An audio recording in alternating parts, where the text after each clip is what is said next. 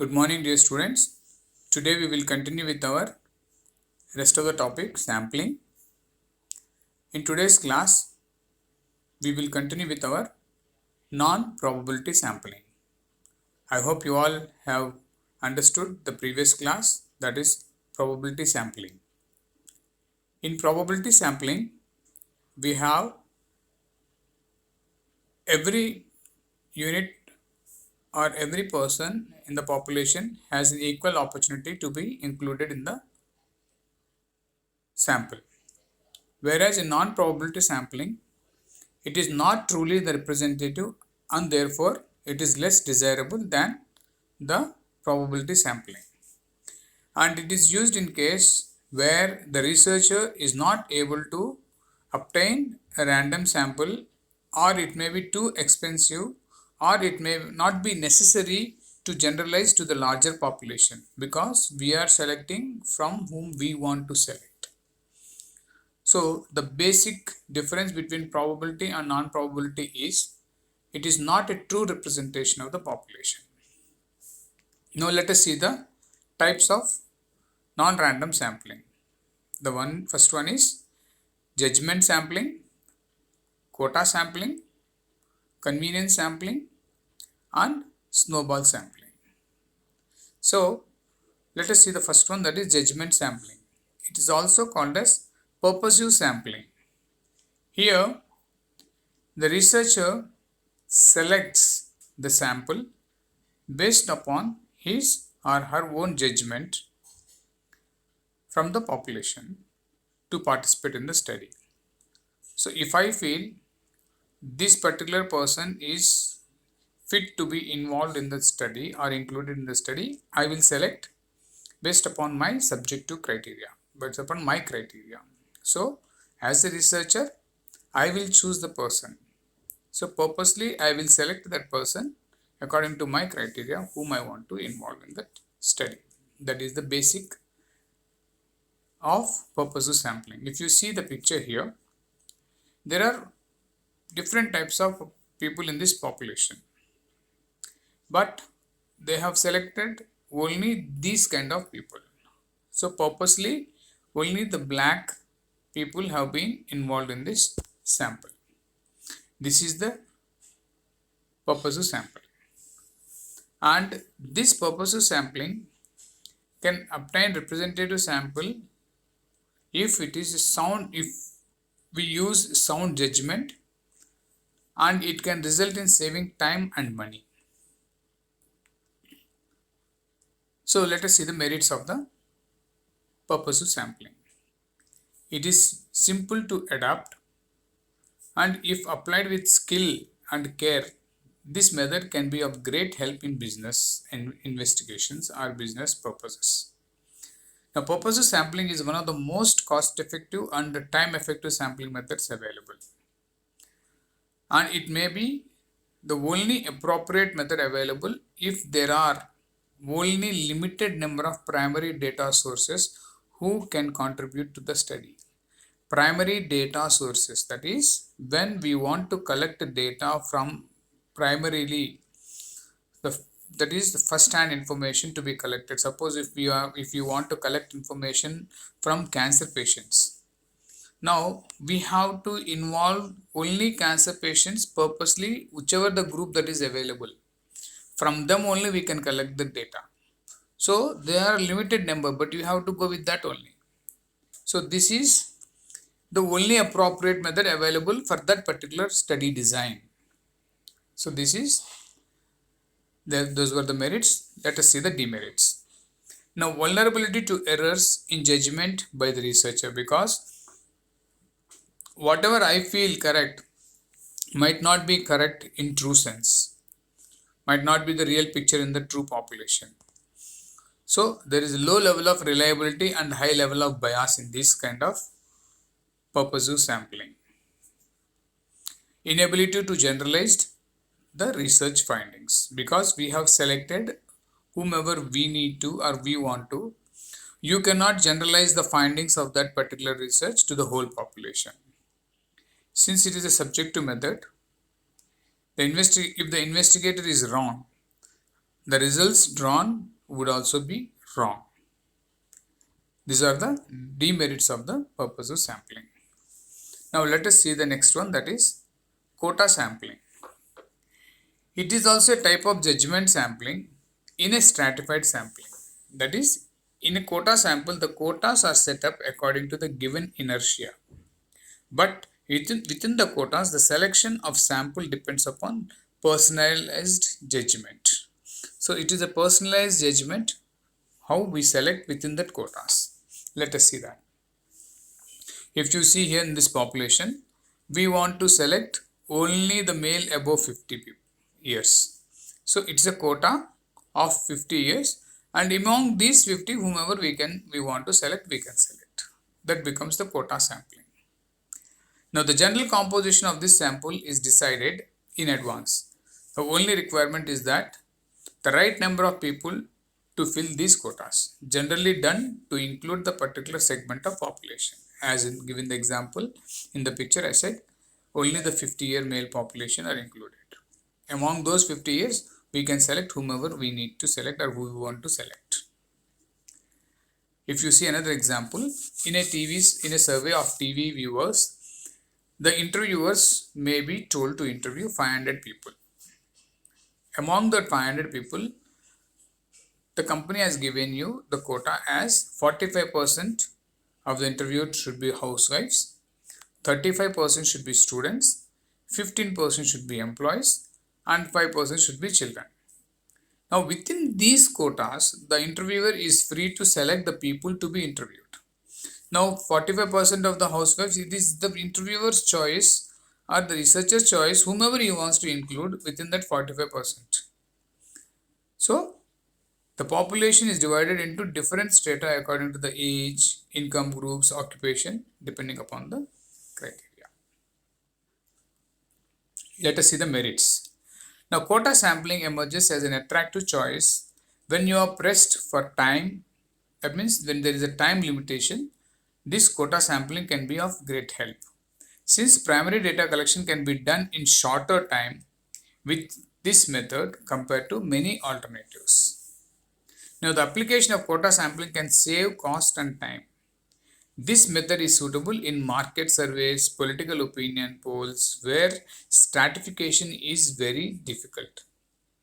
Now, if you want to know, like any particular political party needs to get the information whether they are doing better or they're doing bad, how is the people reputation, how is the feedback about their governance, they take up this quota sampling.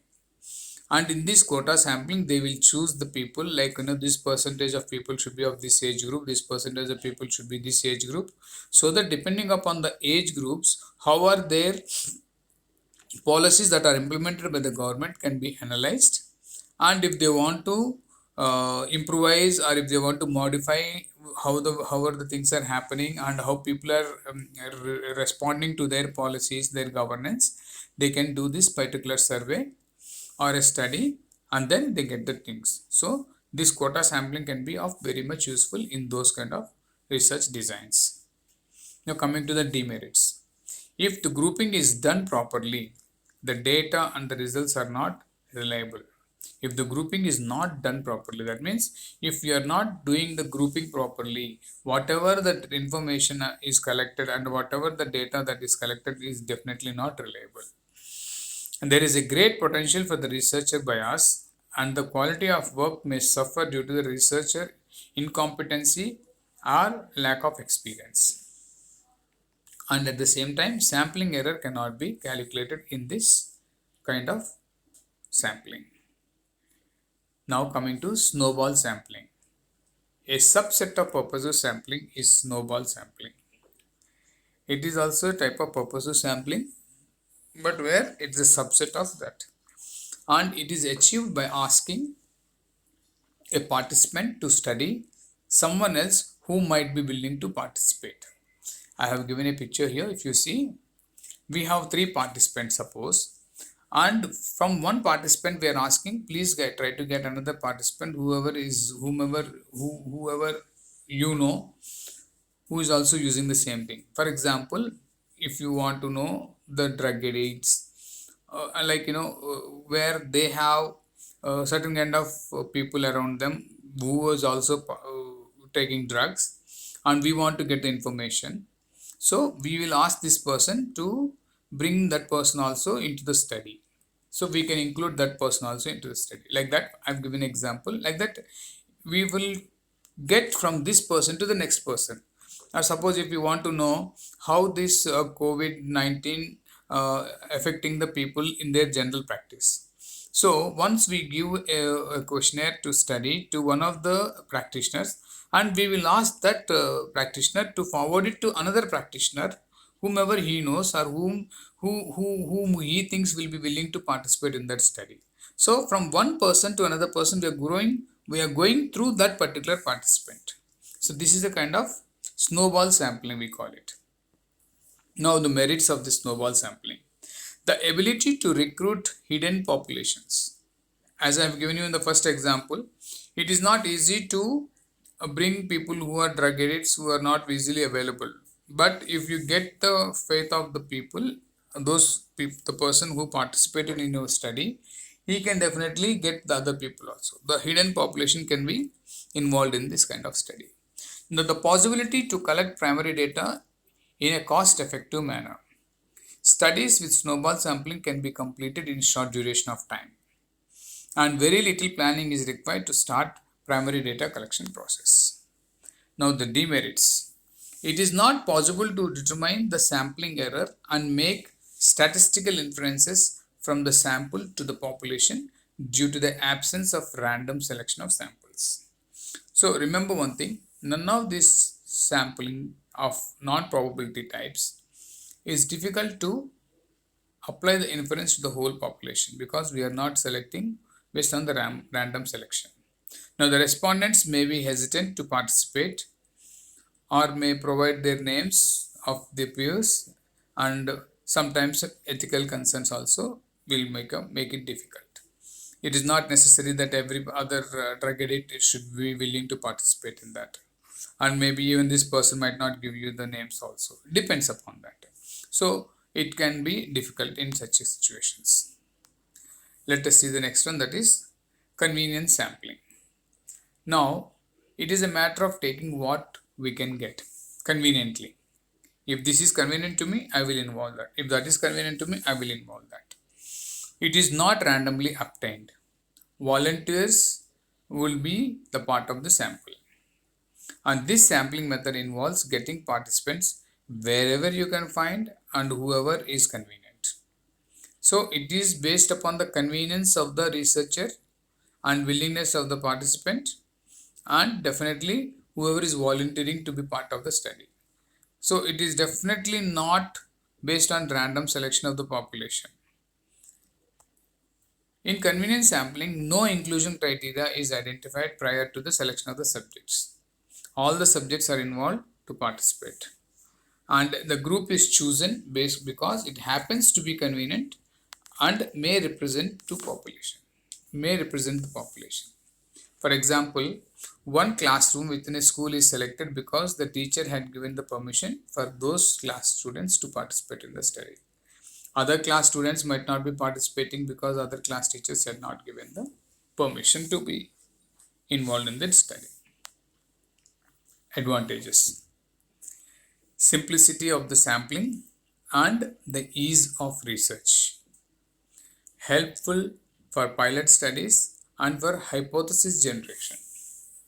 Now data collection can be facilitated in short duration of time and cheapest to implement than alternative sampling methods. So it is simple and helpful for the pilot studies and generation of hypotheses. Because if I want to involve a particular group of children or a particular group of population, because they are convenient to me, I will involve them. That can give me as a pilot study, and definitely it can help me in generating the hypothesis. And data collection it does not take long time because it's convenient, and it can be done in very quick duration. Now disadvantages: highly vulnerable to the selection bias and influences beyond the control of researcher, and high level of sampling error because it is done according to my choice. Now this is the disadvantages. These are the disadvantages. Let us come to the conclusion of the sampling part. Usually, it is always preferable to go for random sampling because the bias is eliminated and it can be minimized and sampling error can be estimated. In situations where simple random sampling cannot be used, other sampling methods can be considered. At times, several methods of sampling may well be used in the same study. So, it can be used multi-stage sampling or it can be used as a cluster sampling. So, depends upon the study design, depending upon the criteria, depending upon the research question, we decide what kind of sampling design is required, how much sample is required, how we will select the sample, how from what kind of sample frame we need to take, and who will form the sample units will be selected based upon the research question. So with this, we conclude our random sampling and non-random sampling. Tomorrow, I'll take you on errors in sampling. Please go through in the textbook. If you have any doubts, please get back to me. Thank you.